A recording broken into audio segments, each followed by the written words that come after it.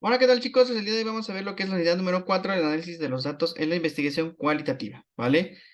Y comencemos. Entonces, vamos a ver lo que son la triangulación de los métodos de recolección de los datos. Bueno, obviamente, pues aquí se utilizan diferentes fuentes y métodos de recolección. Eso es muy importante recalcarlo. Hay que ver la diferenciación de ambas partes. Por ejemplo, mientras en el método cuantitativo primero recolectamos los datos y luego los analizamos, en la investigación cualitativa no es así, sino simplemente se recolecta, se analiza y se recolecta. Es decir, sucede paralelamente, es decir, no sucede aisladamente, como ejemplo, o sistemáticamente como es en el proceso cuantitativo. ¿Vale? Bueno, ¿cuál es uno de estos métodos? Pues es la triangulación de datos.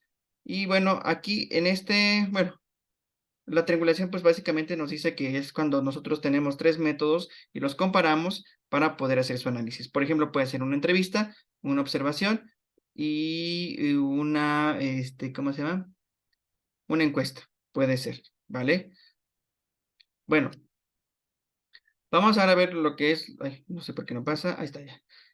Aquí en este caso, pues vemos aquí la espiral de los análisis cualitativos, perdón, por ejemplo, tenemos los procedimientos, vemos las visualizaciones, escribimos, clasificamos, interpretamos, primero recolectamos, luego hacemos nuestras matrices, vemos el contexto, las categorías, comparamos, reflexionamos, sacamos notas, hacemos archivos, ¿por medio de qué? De datos. Y en lo que es, por ejemplo, aquí vemos lo que es un procedimiento de representación, visualizaciones, pues recolectamos.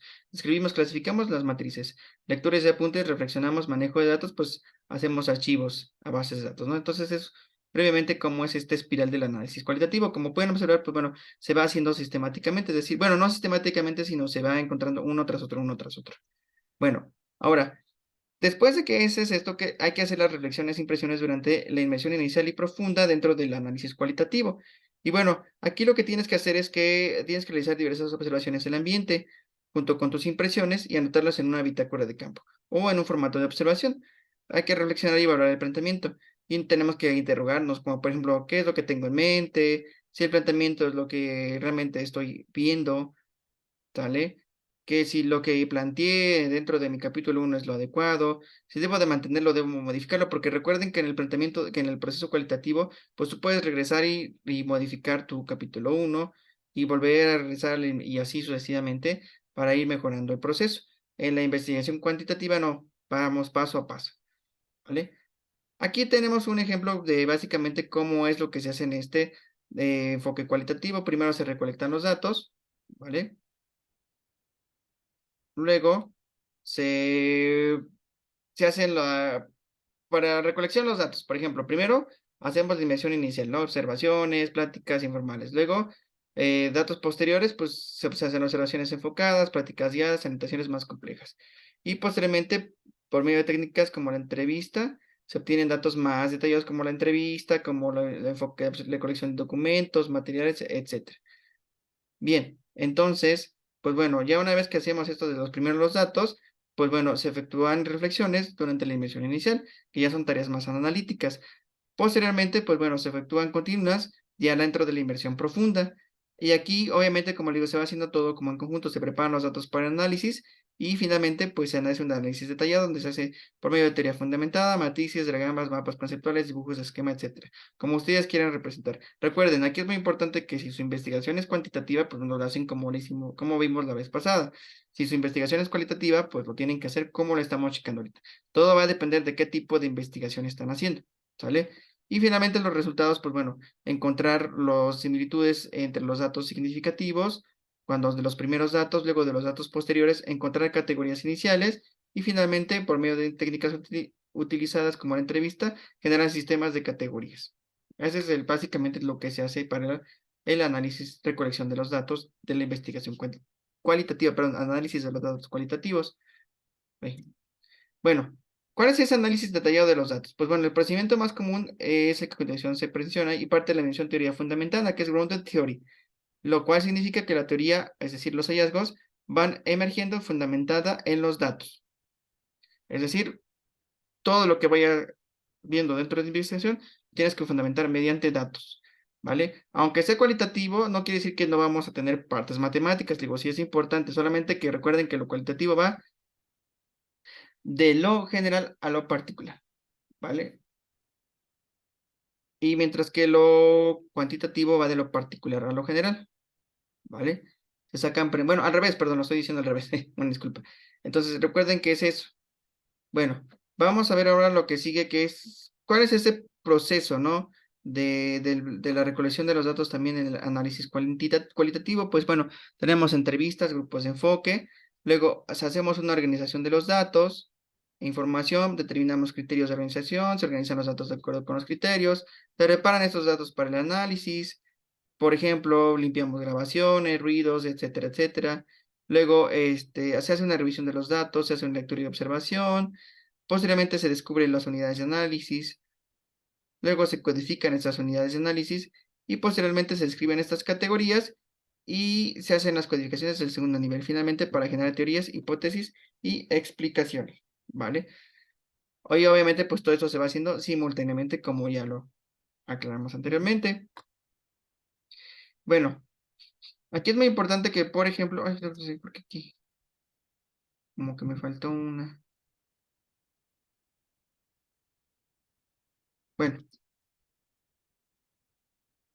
pues la siguiente actividad, bueno, que tenemos que hacer es pues organizar los datos mediante algún criterio, varios criterios que creemos más convenientes. Por ejemplo, aquí les pongo algunos casos que puede ser cronológico en base al tiempo, por sesión de eventos, primero pasó esto, luego pasó aquello, por tipo de datos, que puede ser entrevistas, observaciones, documentos, fotografías, artefactos, por grupos o participantes, por la ubicación del ambiente, por el tema, por la importancia del participante, o bien otra categoría que ustedes deciden. Recuerden que aquí ustedes son los arquitectos de sus temas de investigaciones, nadie más les va a decir qué hacer más que ustedes mismos. Únicamente nosotros como asesores de tesis, pues lo único que hacemos es guiarlos para encontrar el conocimiento. Bueno, ¿qué se hace también? ¿Cuál es la bitácora de análisis? Pues bueno, tiene la función de documentar cada paso que se está haciendo del proceso de la investigación. Y bueno, se hacen anotaciones sobre el método que estás usando, anotaciones respecto a ideas, conceptos, categorías, hipótesis, y en cuanto a la relación de la actividad y verificación del estudio. Es decir, tú vas analizando, vas viendo, vas observando todo lo que va pasando y lo vas anotando detalladamente. Porque recuerden que aquí en las partes de cualitativo pues, estás como que más bien describiendo un fenómeno, ¿vale? Y bueno, otro punto muy importante es el surgimiento de unidades de análisis y codificación en el primer nivel o plantel inicial, que tenemos que es la codificación cualitativa. Aquí tú tienes que considerar dos segmentos de contenido, los analizas y comparas. Si son distintos en términos de significado y concepto, cada uno induce una categoría. Si son similares, induce una categoría común. Es decir, estos datos son idénticos, entonces los categorizas de forma igual. Por ejemplo, son categorías de que estamos viendo una actitud digamos, responsable del estudiante hace con la materia de asesoría de tesis, ¿no? Estoy viendo esta actitud que es responsable. O puedo ver que algunos son responsables, pero otros son disciplinados. Entonces son dos cosas diferentes. Tú aquí vas a categorizar de acuerdo a tus criterios que tú vayas encontrando. Por ejemplo, tenemos códigos que son los que identifican las categorías que emergen de la comparación constante o segmentos de unidades. Por ejemplo, fíjense, el investigador revisa todo el material. Después, el investigador identifica un tipo de segmento, que puede ser documentos, párrafos, fotografías, cuadros, etc. Y finalmente, el investigador, perdón, comienza a codificar y va evaluando si la unidad es apropiada para el análisis. Recuerden, hay unidades que no son apropiadas para tu análisis, entonces tienes que modificarlas o tienes que volver a la inversión del campo y volver a buscar para poder encontrar estas unidades de análisis. Y finalmente, el investigador puede consolidar la unidad elegida como constante o cambiar de unidad. Recuerden, ustedes determinan. Lo importante aquí, bueno, la parte pues noble que tiene la investigación cualitativa es que ustedes pueden regresar y volver a regresar y volver a intentar, mientras que en la cuantitativa no, o sea, simplemente es van, encuentras y lo que encontraste, ¿sale? Que al final del día no es que uno sea mejor ni, no es que sea mejor lo cualitativo que lo cuantitativo o viceversa, sino simplemente es ver cuál de los dos se acomoda más a tu tema de investigación. Finalmente, pues bueno, esta codificación implica, además de identificar experiencias o conceptos de segmentos, lo que ya vimos con unidades, hay que tomar decisiones acerca de qué piezas embonan para poder categorizar. Es decir, dentro de todo tu rompecabezas que tienes dentro de tu investigación, pues tienes que encontrar, a ver, bueno, esto va aquí, esto va allá, esto lo puedo categorizar aquí, mira, esto que tenemos aquí lo podemos agrupar aquí, y para poder interpretar los datos, ¿vale? Digamos que, por ejemplo, a lo mejor la cuestión cualitativa, pues, perdón, cuantitativa va más sistematizada, se te dicen qué es lo que tienes que hacer, lo que vimos anteriormente, ¿no? Incluir fórmulas de datos y bueno, ya. Aquí tú tienes que ir categorizando, tienes que ir construyendo, pues, tus propias unidades de análisis. Por ejemplo, fíjense, aquí tenemos estudios sobre las experiencias del abuso sexual infantil de Morris Smith. Los participantes, que son pues mujeres adultas que habían experimentado abuso sexual durante su infancia. ¿Cuál es el método que hicimos? Pues la entrevista y sesiones de enfoque. ¿Cuáles son los ejemplos de unidades? Pues solía jugar con muñecas de papel, ellas eran mis amigas, ellas nunca me podrían lastimar. Otro, yo me refugié en la abuela, ella era una mujer muy espiritual. Me aislé para siempre o debo ser invisible siendo buena niña, muy buena niña, ¿no? Esas fueron las unidades de análisis que encontró dentro de la entrevista y dentro de las sesiones en FEUPE. Otro ejemplo es, por ejemplo, la guerra cristera, sobrevivientes de la época. El padre poco a poco practica, no estamos bien aquí, niño, de ninguna manera. Mira que me agarran con los cabecillas. Pero no tiene ni para cuándo irse. Otra cosa, estaba duro, si llegan los ranchos del gobierno, se tragaba lo que había ahí y la gente se quedaba con hambre. Aquí había otra cuestión, les caía mal y mataban. Entonces, pues bueno, son ejemplos de unidades que ustedes tienen que colocar, ¿vale? Que tienen que ver. Y bueno, estas categorías deben guardar una relación estrecha con los datos. O sea, no puedes tú inventar, decir, ah, pues es que yo voy a encontrar una categoría, no sé, de, pues se me ocurre de, ¿qué podría ser? Vamos a categorizar, por ejemplo, que estos eventos, no sé, ayudan al aprendizaje, ¿no? Cuando en realidad, pues, no estás haciendo ninguna de aprendizaje, no simplemente estás viendo, no sé, si a los chicos les gusta cierta actividad, pero no va en relación en nada con el aprendizaje, simplemente es un gusto sobre una actividad. Entonces, debes de relacionarlo bien y que tengan digamos, una relación estrecha con los datos, que no estén difusos. Por ejemplo, para evaluar el aprovechamiento, no sé, se me ocurre, voy a checar si, por ejemplo, si los chicos, si tienen un chef, por ejemplo, muy estricto, pues aprendan mejor que con un chef que es más flexible, ¿no? Ahí sí ya podríamos revisar, ¿no? Y ver qué es lo que está pasando. Igual a lo mejor el chef que es muy flexible, pues realmente, pues ustedes pierden la disciplina y dicen, ah, pues hago lo que quiera, ¿no? Mientras que un chef estricto, pues dice, no, pues me comporto y me alineo, ¿no? O puede ser al revés, ¿no? Que el chef, que es flexible, pues me da la oportunidad y aprendo y voy a mi propio ritmo, mientras que el chef exigente, pues hace que me ponga nervioso, hace que pues no, diga, no me sienta cómodo y no soy yo y me siento muy presionado. X y razón, ¿no? Y bueno, obviamente en esta codificación, pues las categorías son conceptos, experiencias, como les digo, ideas, hechos, relevantes con significado. Ustedes van dando sus propias unidades de análisis. Y bueno, ¿cuál es este proceso? Pues bueno, tenemos aquí un segmento, categorizamos y codificamos. Comparamos con otro segmento y aquí tenemos otra categoría 2 y un código 2.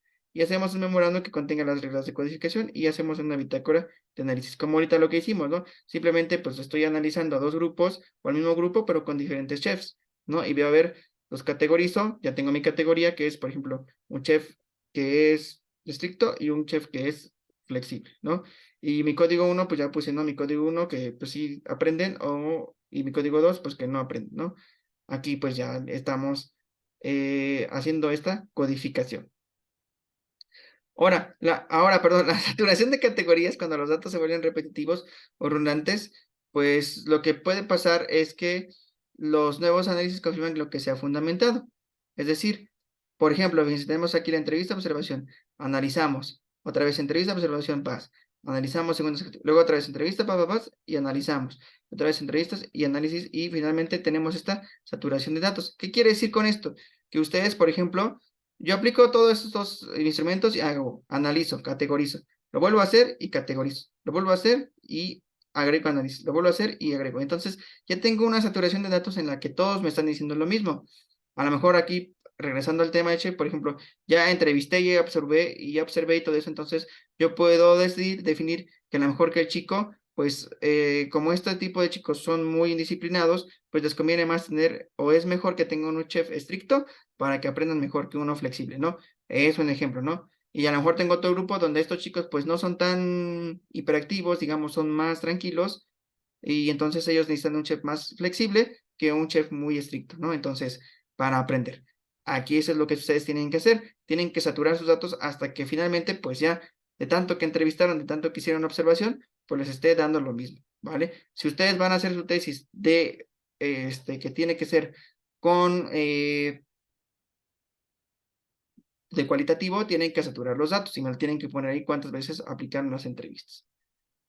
¿Vale? Bueno, entonces, esto es por el día de hoy la sesión. Vamos a continuar la siguiente con más análisis de los datos cualitativos. Así que espero les haya servido esta sesión. Nos vemos la siguiente. Cuídense mucho. Bye.